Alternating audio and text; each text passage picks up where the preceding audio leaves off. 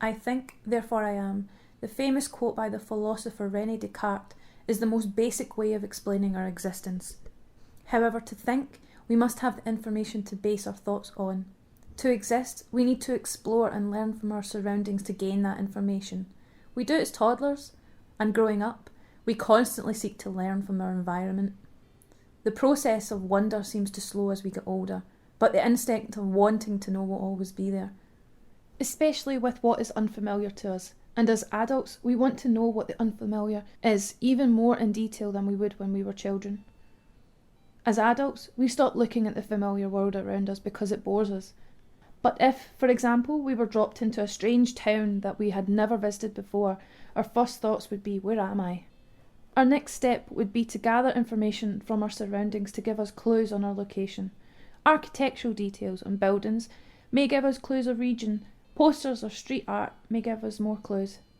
Then if we added up all the information in our surroundings, we could create a sense of what type of environment you are in. When you walk down the street on your daily route, we do not need this because we already know where we are. We don't look up. We don't notice small changes or details unless we are looking for them. The everyday commuter has no reason to look at these, never mind look deeper into their surroundings. I would like to explore the idea that these little details that most of us might miss create the cities that we inhabit.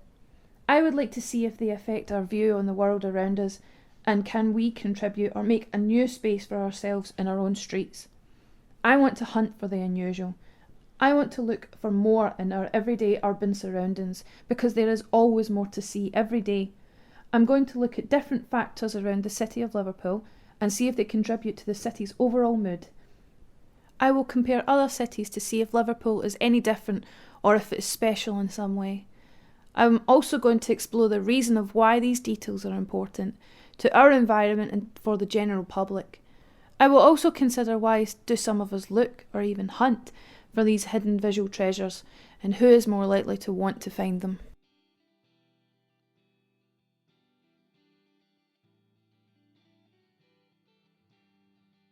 First, we must take a step back and look around us. We will always get a general sense of an area without having to look too deep.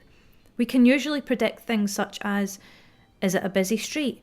Is it an off-the-beaten-track street? A deprived or run-down street?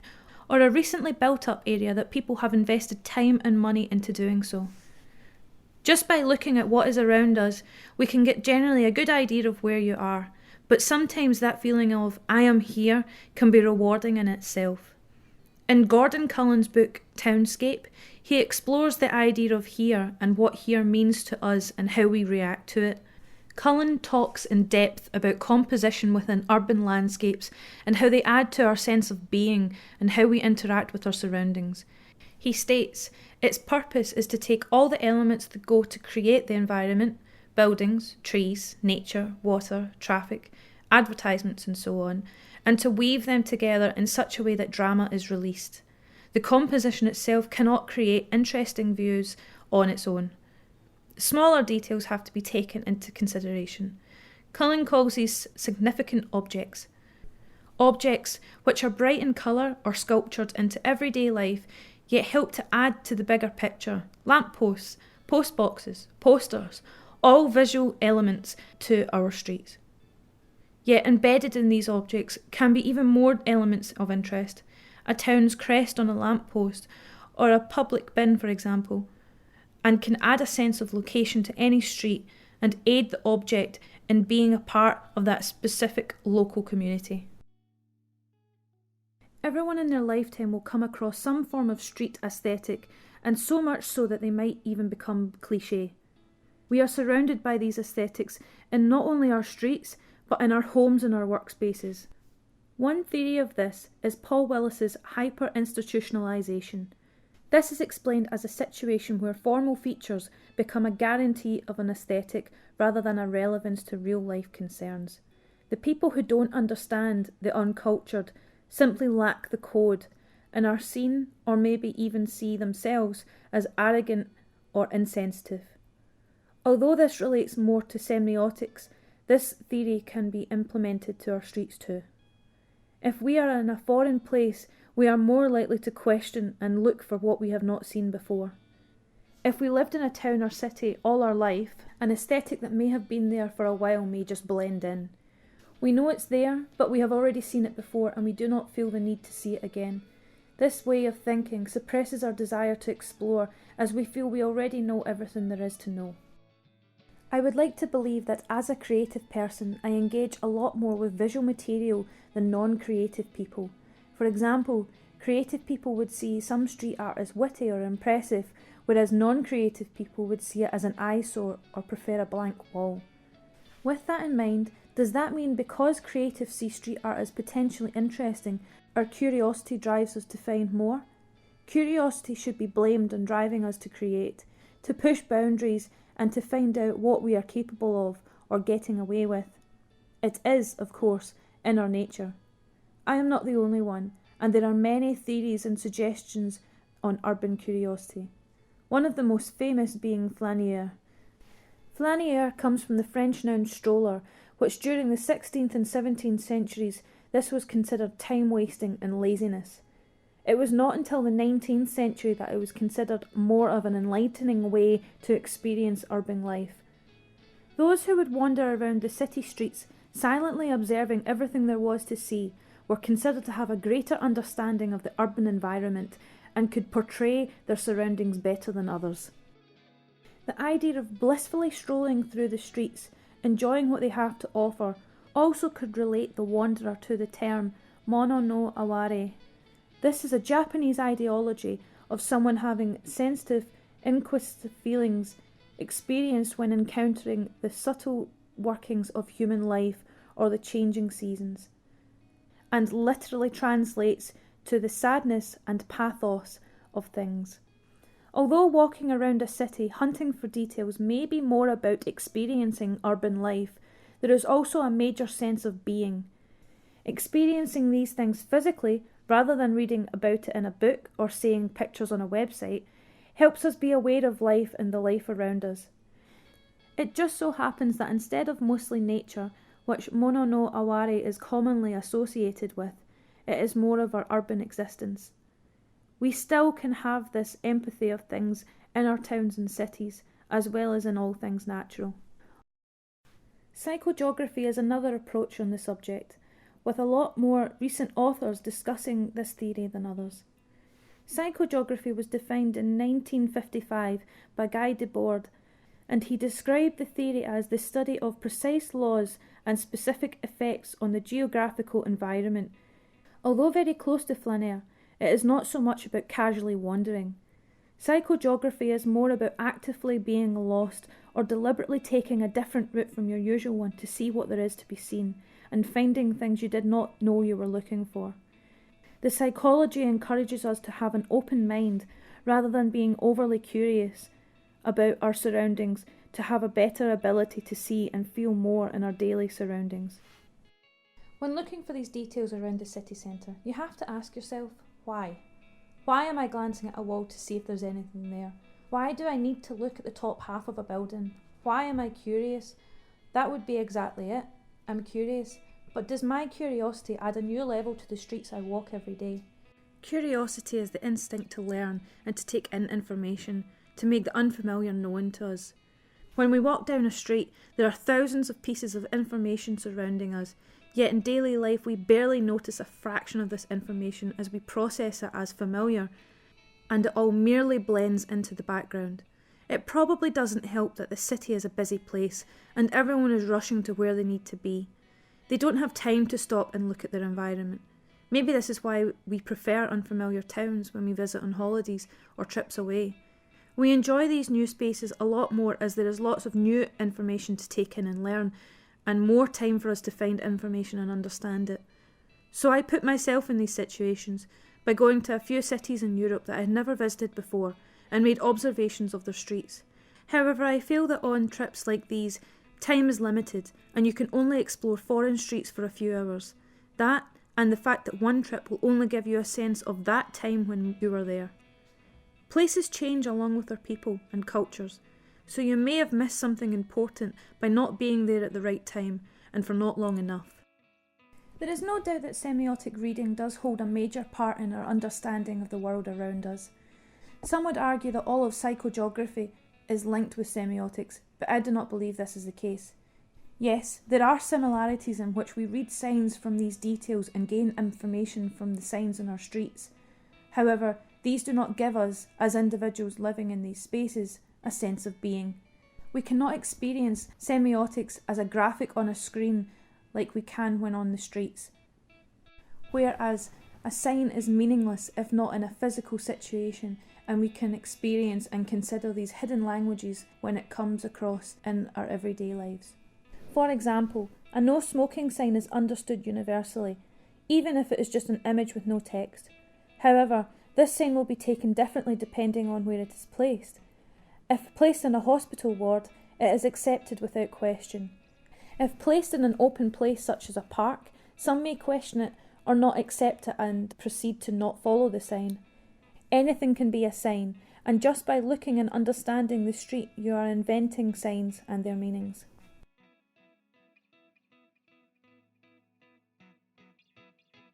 Architecture is a major part of our lives, and most of us may not even realise this, yet we spend so much of our lives in and around buildings. Durability, utility, and design are the main concerns when architects erect buildings, but in our daily lives we may only see the exterior when walking by. We can learn a lot from the details of a building, but in older buildings we can usually get a lot more information or stories from the details engraved in or around their walls. One of the most well-known examples of this in Liverpool is the Royal Liver Building. On top of the Liver Building there are two liver birds, which are the iconic symbol of Liverpool. Legend has it that one of the birds is facing the city to watch the people, and the other to the sea to watch their prosperity. This ties in with Liverpool's history of being a major shipping port in the northwest of England in the 19th century. There is something inspirational when you observe the Liver Building. The composition of the building and those around is picturesque from most angles, and the sheer scale of the building is breathtaking. Yet, it all seems very formal, which can be daunting to some. Liverpool is a fantastically creative city, engaging locals and everyone else for that matter in the arts and cultural experiences. Liverpool's Bold Street is a prime example of being a mixed bag of everything. Bold Street is considered to represent the main essence of the city, as there is plenty to see when you look up from the pavement, as well as at eye level. The popular coffee shop Leaf is situated in an impressive Art Deco building, which used to be a cinema. What's really interesting about this building is that looking at the building from eye level, it looks as though the building has been renovated. But actually, when you look up, all the original windows and panels are exactly the same and merely just has been well taken care of. The building is the total odd one out of its neighbours, giving us something to look at. The other buildings are interesting in their own right, but the complete contrast creates a sense of variety within the street. This isn't the only building to do so. There is a purple building that has a metal sculpture of flowers on a window basket. There is a massive Lyceum post office at the bottom of the street. There is extreme contrast of old and new above the Soul Cafe and East Avenue Bakery. These are just a few of the buildings that help the street be the diverse area for a community to flourish. In August every year there is a piano event within Liverpool One in the city centre, where they leave pianos around for anyone to go and play. I've seen small groups of teenagers use these to perform in public, old men playing classic tunes from their youth, toddlers discovering how to make music by making a loud noise. There is also a duck trail, encouraging everyone to find all of these brightly coloured ducks scattered all over the city, and a snowflake trail equivalent during the winter months. Each duck and snowflake are different, and each in a very unique area of town. A more permanent treasure hunt like this are the super lamb bananas that are scattered around the city. These were commissioned in 1998 by Taro Chaizo, a Japanese artist based in Manhattan, and were originally a statement on the dangers of genetic engineering. Now the statues are a recognised symbol of the city and a common tourist attraction. However, this is no longer a unique quality to Liverpool, and there is similar trails in cities all over the country. Also, these are not a spontaneous act of the local people. These are groups and charities, with the help of the city council, creating these events. They may be national events or local charities, but these events have a target audience. These are made for families and tourists, to raise awareness or to engage children. These are not the voices of everyday local people. They can be a small part of the bigger picture played out to the public, but they do not speak that much for the local urban voice. Barcelona, Spain, is enriched with the building's architectural details in the city centre streets. Each street had a different shaped building on it in one way or another. Each of the details on the wall were well formed and very decorative. To me, the city screamed of creative minds plastering their mark all over the place, since there were things to see and find on almost every street. Almost every building had an exquisite pattern or intricately detailed flower or statue on it. It all seemed overwhelmingly romantic.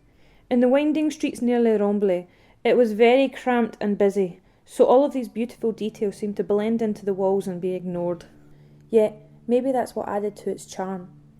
So much to see in a small space maybe adds to the wonder of these streets, luring you to follow another and another until you are totally lost. For me, my curiosity got the better of me, and this is exactly what happened.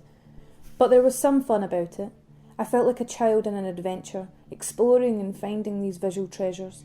There was also, of course, the delight of seeing the Gaudi buildings in the flesh. The Gaudi buildings in Barcelona are world famous for integrating architecture with craft in an intricate and exquisite way. Highly influenced by nature, religion and elegance, Antoni Gaudi paid an excruciating amount of attention to detail in every one of his designs. His most famous creations were the Sagra Familia, Casa Emilia and Casa Batlló. Gaudi designed the latter building in 1877 and redesigned it to be Casa Batlló in 1906 for the Batlló family. The building's design is a fantastic summary of Gaudi's talent. The roof tiles represent the spine of a dragon, with a metallic sheen to give off the effect of scales. The exterior walls resemble flowing water. What makes this building stand out the most is the bright mix of tiles and glass in a rainbow of colours. With so much to see on one exterior wall, it's no wonder there are queues for the Gaudi tour every day to see inside. There is a theory that architecture nowadays is out of touch and old-fashioned. There are some who argue that the very thing that buildings are meant to do, create inhabitable spaces for people, is not happening in new buildings. Christine Outram, an ex-architect, wrote an open letter to other architects, in which she asks, "You rely on the rules of thumb and pattern books, but you rarely do in-depth ethnographic research. You might sit at a building site for an hour and watch people use space, but do you speak to them? Do you find out their motivations? Do your attempts really make their way into the design process?" With so many contemporary buildings focusing more on statement or material, most do seem to have the sense of boxes for business rather than spaces for people. Some would even go as far to say as it looks boring. Yes, you could argue that these types of buildings are new and divert from the traditional buildings, but a lot of them do not actually have a lot to look at. With older buildings, they have a bit more craftsmanship embedded in the walls. Faces, symbols, patterns carved in stone to face the ages, the stone itself seeming more bulky and protective, giving a feeling of strength and longevity. Modern and contemporary architecture seems, to the general public, a lot more clean, but also a lot more flimsy, more glass and less craftsmanship. This may look nice, open and light from the inside, but not everyone will get to enjoy the interior. The exterior will just be shapes and glass to the public, not really much to look at for any length of time. However, there are always exceptions.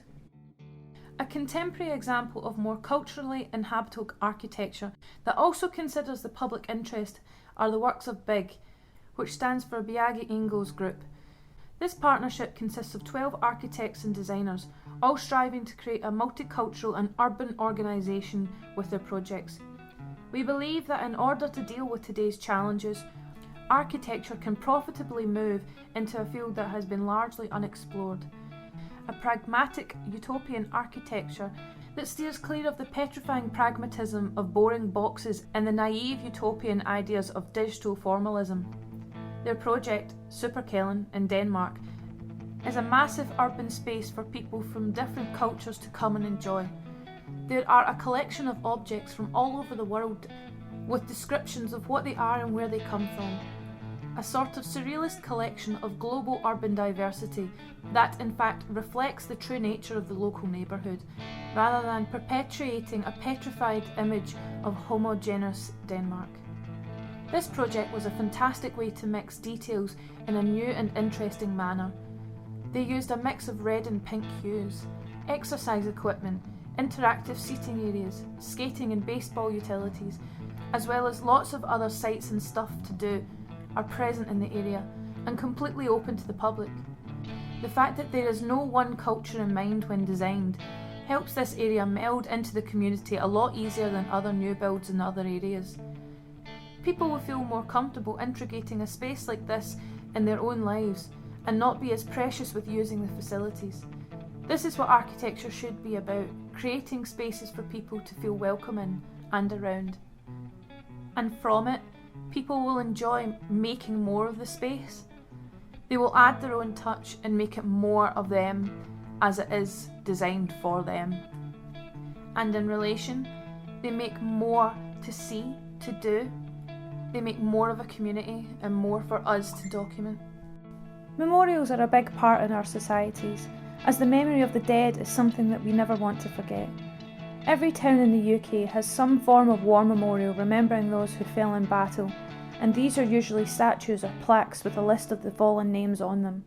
In Dublin, the memorial for the 19th century famine is a little more hard-hitting. Rather than just a statue of one person to remember the dead, there is a small family in what looks like them walking along the riverside in a desperate state. All of them are skinny, and their faces in anguish. One of them is even carrying a young boy to wherever their destination is. This statue is so realistic to what the actual famine must have been like that it invokes a strong sense of empathy towards them and the essence of those who died. This is exactly what the point of a memorial is, to make you feel, and these feelings ensure that these events never happen again, and this particular memorial excels at doing just that.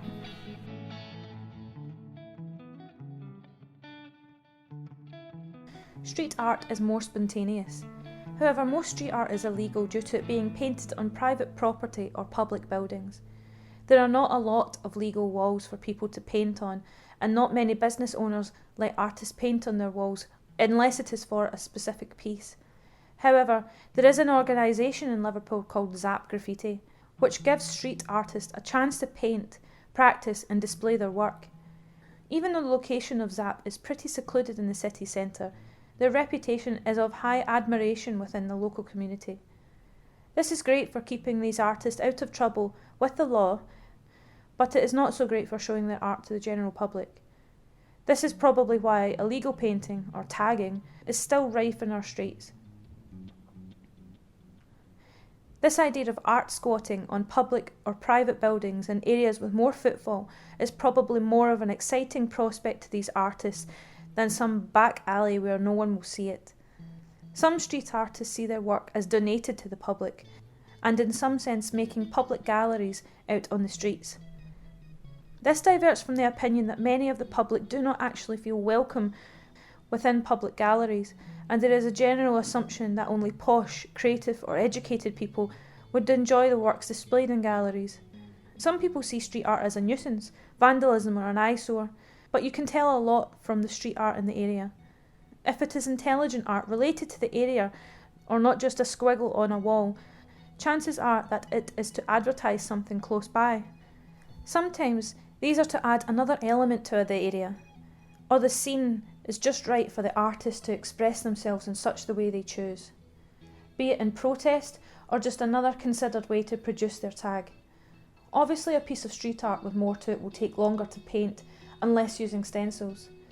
If this is an area known to be illegal to paint on, it makes it more dangerous for artists to finish the piece without being caught. The most famous example of a street artist that masters the art of painting in public without getting caught was Banksy. It was said that he would arrive at the spots he was going to paint with ladders and overalls, so that he looked as if he was professional. No one would question him as they believed he was merely doing his job and had permission to paint on busy public streets. Through this, He managed to spread his political objections and dark humour around the world, all while keeping his identity unknown. Banksy only got fame through doing what others were nervous of doing, but what he actually painted on walls was no different to other political activists and street artists. He was merely painting on walls which would be considered by most a challenge.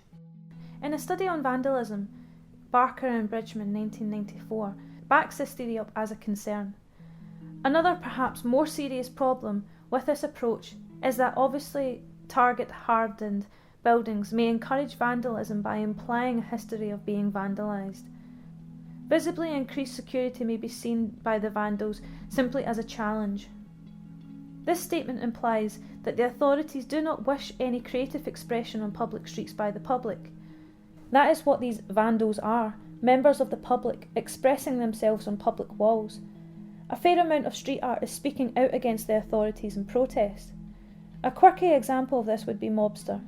Mobster is a street art from Newcastle upon Tyne and is another artist who risks a lot to get his tongue-in-cheek stencils on walls. I first noticed his playful collaborations with Newcastle City Council as he revisited buffed pieces in a visual call and response which read like a petulant city sticking its tongue out at the authorities. Jake also said that most of his work was often ignored by passers-by inured to ubiquitous advertising, which is a shame as Mobster's work is very witty and cleverly mocks the modern stereotypes of street art. Nicosia, Cyprus, has somewhat more of an intense amount of political activism within the old city streets.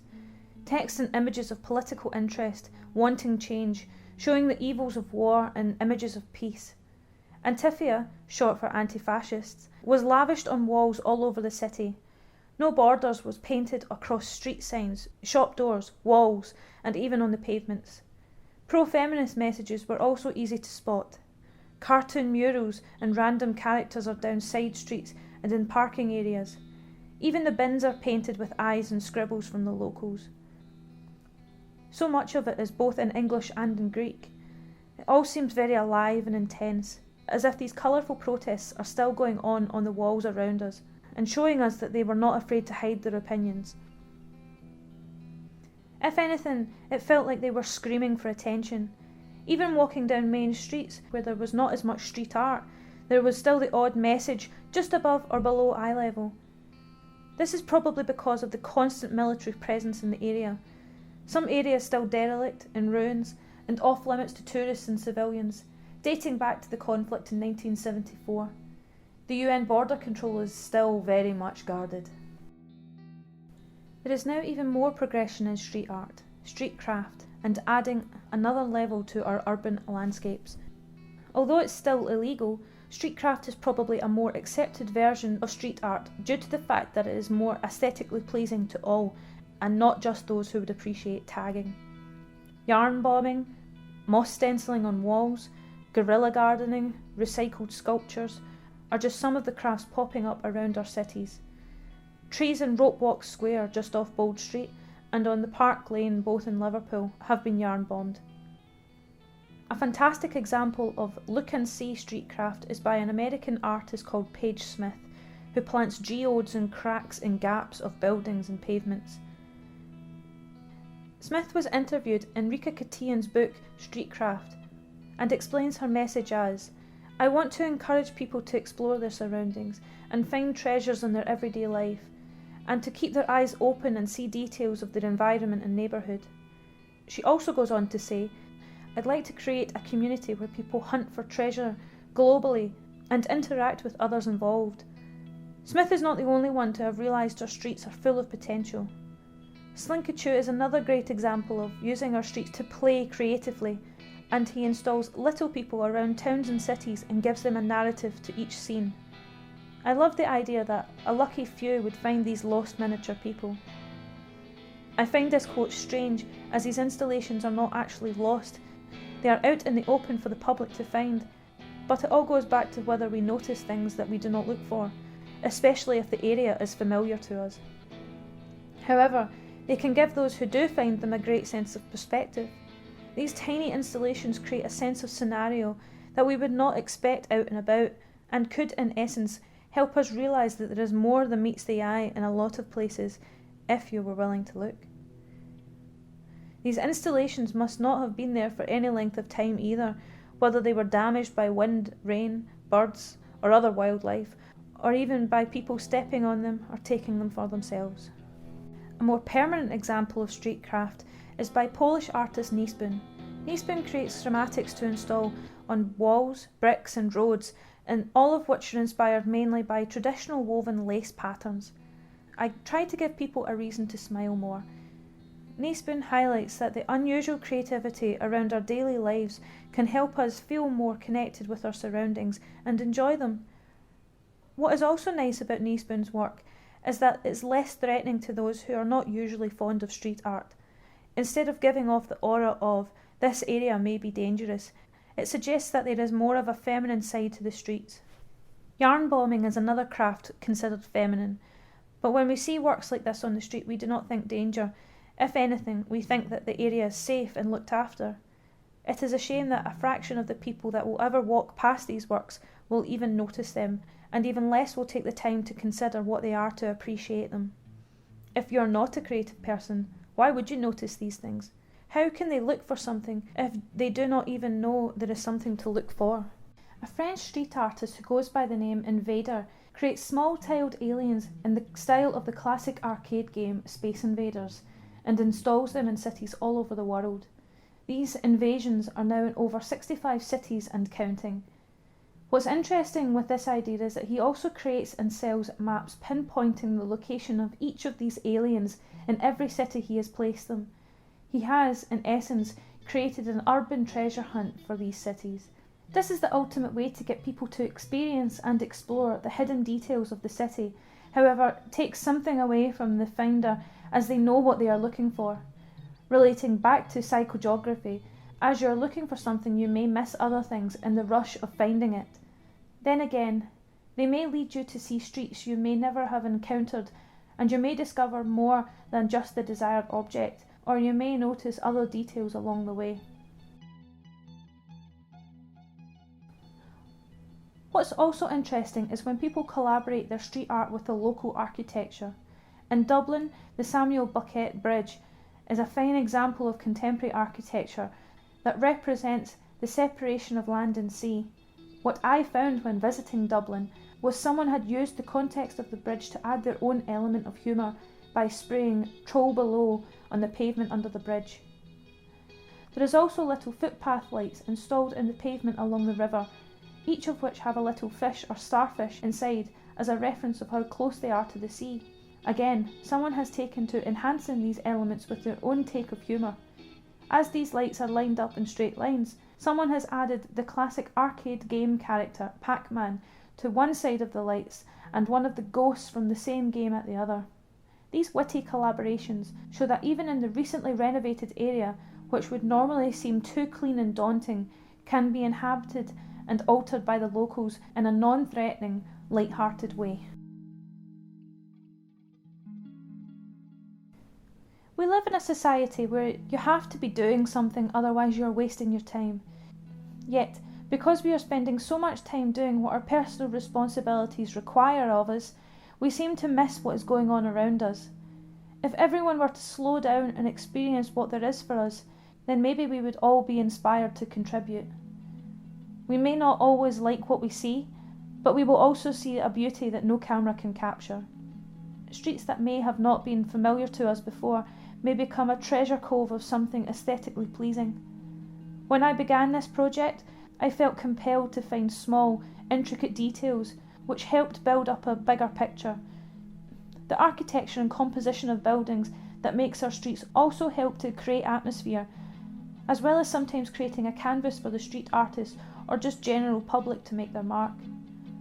However, it is the local people who make a town what it is, by being there or just leaving signs of being there. Now, in conclusion, I realise the small details are still important, but it is only with awareness of the world around us that we can truly enjoy and appreciate them. New buildings can have just as much detail as old ones, just in a different manner and style.